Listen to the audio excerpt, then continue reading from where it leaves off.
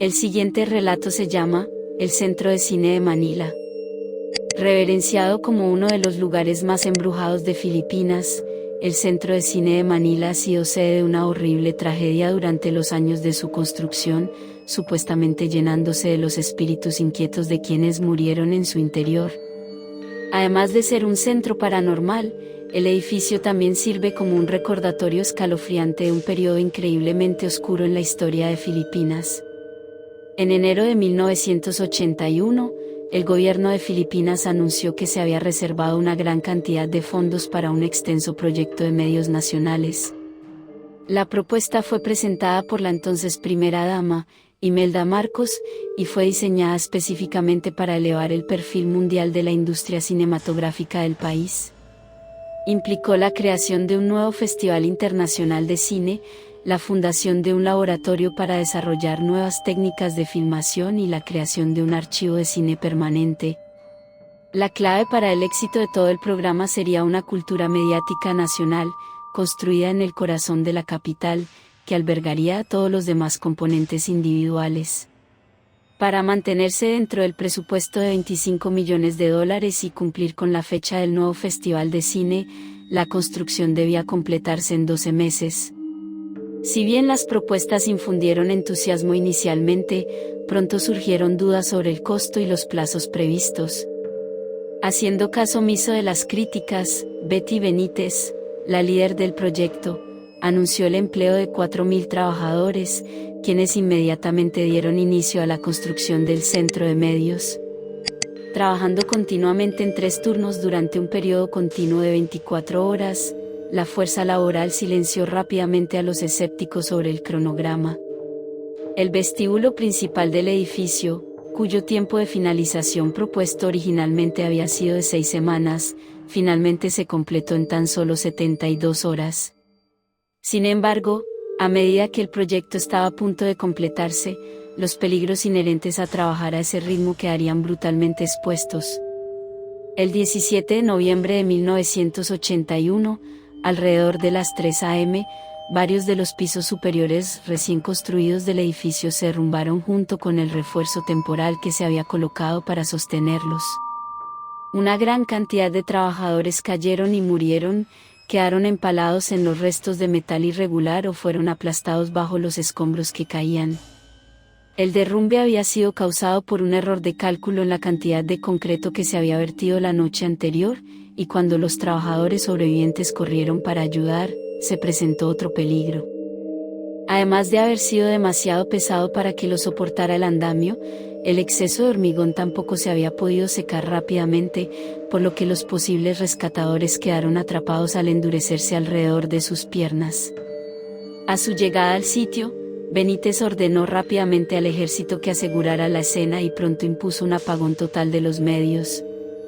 En lugar de iniciar el rescate de los muertos y moribundos, estableció firmemente su intención de reanudar la construcción lo antes posible. Las extremidades atrapadas fueron cortadas, mientras que los trabajadores atascados gritaban de dolor y sus rudimentarios torniquetes no lograban detener la hemorragia. Los cuerpos que se consideraron demasiado difíciles de recuperar fueron desmembrados o dejados en el desorden, mientras que rápidamente se vertió hormigón fresco sobre ellos. A pesar de la muerte de 170 trabajadores, la construcción se reanudó rápidamente.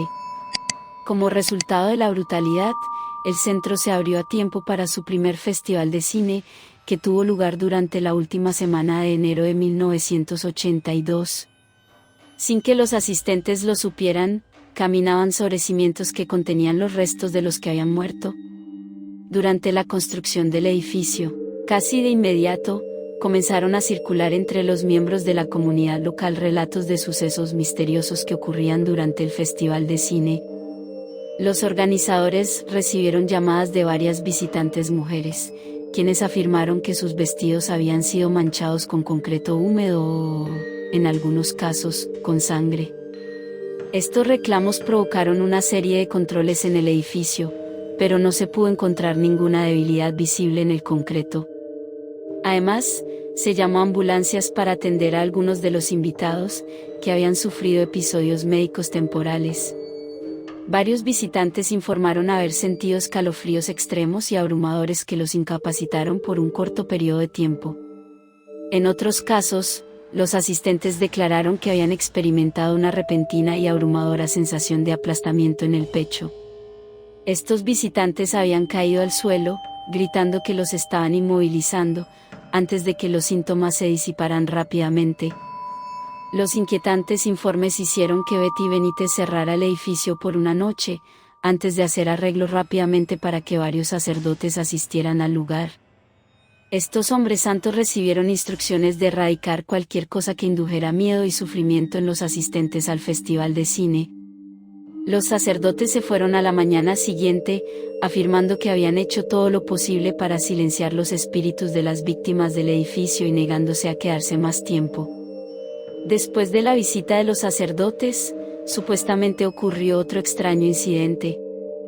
Mientras los equipos de limpieza estaban ordenando los eventos del día después del cierre, varios hombres armados supuestamente llegaron al lugar. Se explicó que se trataba de miembros del grupo de apoyo del presidente, que desalojaban el edificio antes de la visita de la primera dama, que se realizaba a la mañana siguiente. Poco después de la llegada del personal de seguridad, hubo una conmoción repentina, lo que hizo que entraran en manada a uno de los teatros a punta de pistola. Se llevó a cabo un recuento antes de que los hombres armados exigieran que la fuente del ruido saliera. Las demandas allanaron el camino para un agente angustiado, quien afirmó haber visto un movimiento en la oscuridad de los niveles inferiores del edificio. Al lanzar un desafío, el hombre había observado una figura sombría que huía.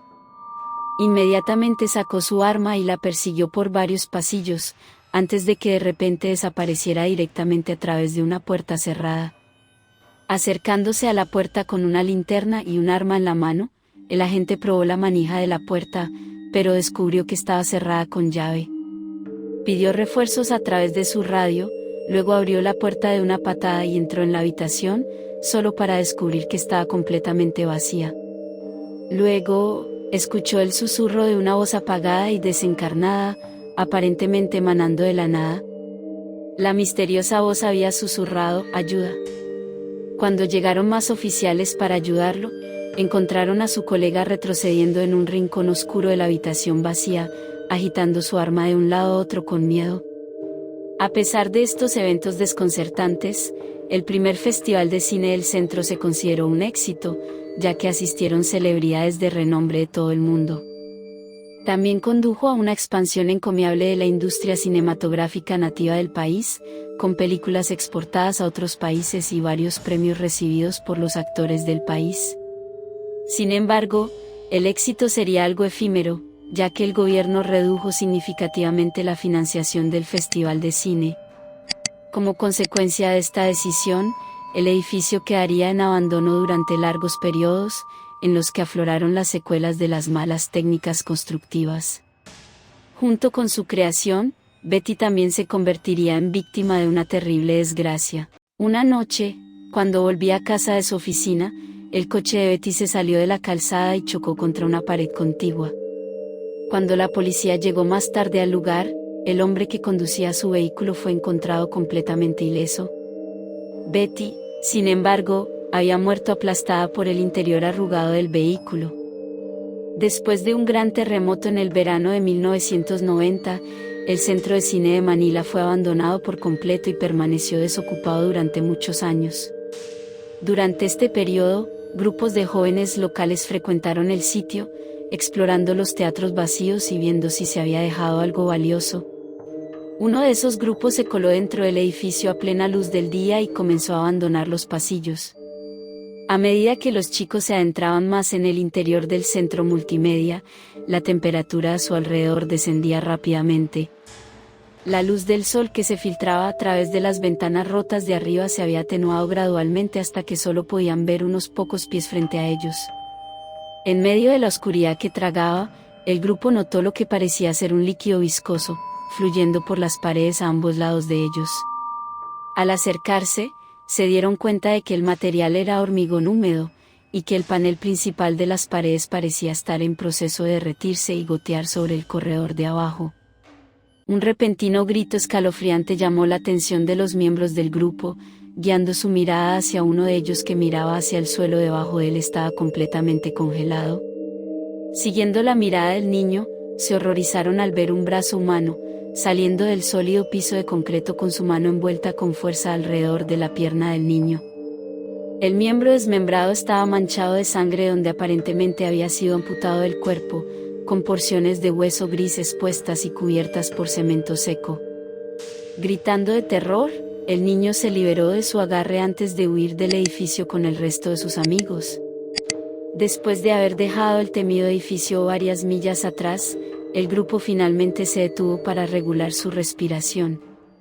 Mientras el otro observaba con horror, el mencionado chico se levantó la pernera de sus jeans para revelar una serie de moretones lívidos y violáceos que quedaron en su piel, delineando la huella de una mano humana. Cuando 2001 se acercaba a su cierre, el Centro de Cine de Manila reinició su papel como centro de entretenimiento. En diciembre de ese año, fue alquilado por Amazing Philippines Theatre, que lo usaba con frecuencia para realizar espectáculos. Durante esta carrera relativamente exitosa, comenzaron a circular rumores sobre un nuevo fantasma dentro de la ciudad. Aparentemente, la entidad se había instalado dentro del edificio embrujado. Poco después del comienzo de The Amazing Show, se descubrió el cuerpo de una joven actriz en las escaleras del Manila Film Centre. Si bien la investigación policial limitada y fallida no reveló nada concreto, los detectives creían que el caso podría estar relacionado con las drogas. Desde este punto en adelante, la aparición de un desconocido a menudo se ha visto dentro y alrededor del edificio, lo que provocó que los ensayos o espectáculos en vivo se detuvieran en múltiples ocasiones. Los avistamientos de este espectro no se limitaron al interior del edificio. Varios taxistas informaron haber encontrado a la mujer muerta fuera del edificio. En múltiples ocasiones, los taxis que pasaban han sido señalados por una mujer desconocida con heridas leves, parada afuera del edificio embrujado en las primeras horas de la mañana. El pasajero solitario y molesto le preguntaría al conductor si la llevaría a un hospital local para tratar sus heridas. Pero en algún momento del viaje, a veces en medio de una conversación, la mujer herida se desvanecía en el aire. Desde el momento del desastre del Centro de Cine de Manila, el régimen de Marcos negó firmemente que se hubiera enterrado a algún trabajador dentro de los cimientos del edificio. Sin embargo, sin registros confiables, resultó imposible verificar sus afirmaciones incluso después de que fueron destituidos del poder.